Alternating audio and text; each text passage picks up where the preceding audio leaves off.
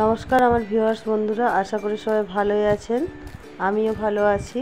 সবাই পুজো কেমন কাটালেন অবশ্যই কমেন্ট করে জানাবেন।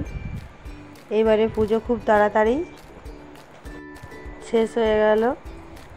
আজ আমি আপনাদের বানিয়ে দেখাবো ঝিঙে দিয়ে কাতলা মাছের একটা সুন্দর রেসিপি।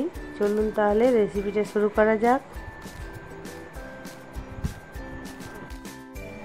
রেসিপিটি বানানোর জন্য এখানে আমি 5 পিস মতো মাছ নিয়ে নিয়েছি। মাছটা ভালোভাবে ধুয়ে নিয়েছি, আঁশ ছাড়িয়ে নিয়েছি। এর মধ্যে দিয়ে দিচ্ছি আমি নুন, হলুদ। এবার মাছটা ভালোভাবে মাখিয়ে নেব।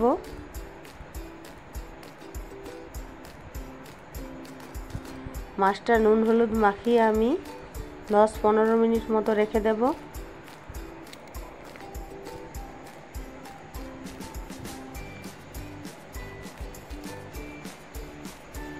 আর এখানে নিয়েছি আমি গাছের একটা টাটকা ঝিঙেটা এবার আমি কেটে নিচ্ছি। এখানে আমি কেটে রেখেছি পেঁয়াজ, ঝিঙে, টমেটো, নিয়েছি কাঁচা লঙ্কা।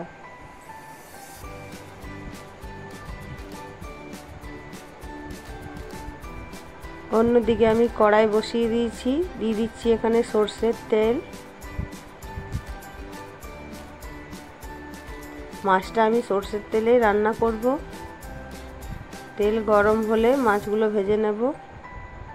তেল গরম হয়ে গেছে, এবার আমি মাছগুলো ভেজে নিচ্ছি।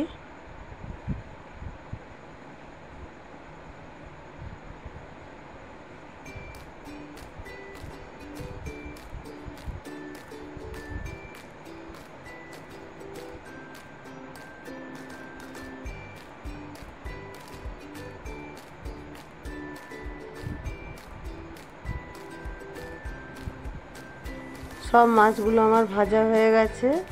এবার ওই তেলের মধ্যে আমি ফোড়নে দিচ্ছি কালো জিরে, কাঁচা লঙ্কা, পেঁয়াজ।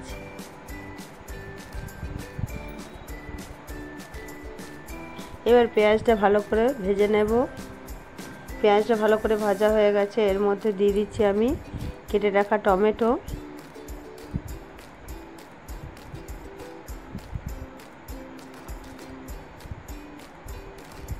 টমেটোটা ভেজে নেওয়ার পর দিয়ে দিচ্ছি আমি কেটে রাখা ঝিঙে।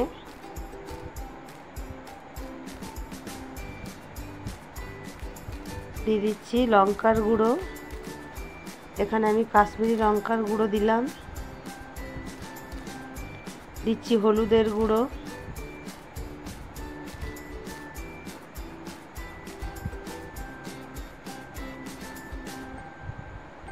এবার ঝিঙেটা আমি ভালোভাবে ভেজে নেব। ঝিঙেটা ভালো করে ভেজে নেওয়ার পর দিয়ে দিলাম আমি এখানে আদা, রসুন, কাঁচা লঙ্কা বাটা, সামান্য জিরে গুঁড়ো, সামান্য ধনে গুঁড়ো।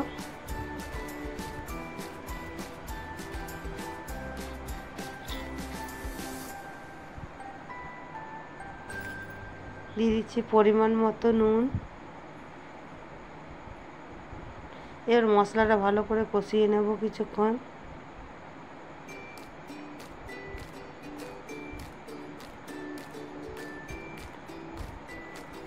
মশলাটা ভালোভাবে কষানো হয়ে গেছে, মশলা থেকে তেল ছেড়ে দিয়েছে। এরপর আমি দিয়ে দিলাম জল। এবার আমি কিছুক্ষণ রান্না করে নেব।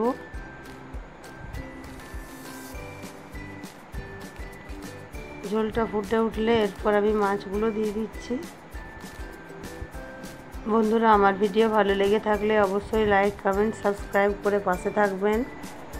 আমার শরীরটাও ঠিক ছিল না বলে কদিন আমি ভিডিও দিতে পারিনি।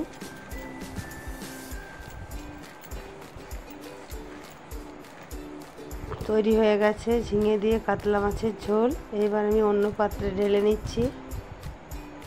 এইভাবে ঝিঙে দিয়ে কাতলা মাছের ঝোল করলে খেতে দারুণ হয়। অবশ্যই বাড়িতে একবার ট্রাই করবেন। আর ভিডিওটা ভালো লেগে থাকলে অবশ্যই আমার পাশে থাকবেন। ভিডিওটা দেখার জন্য অনেক অনেক ধন্যবাদ। সবাই ভালো থাকবেন, সুস্থ থাকবেন।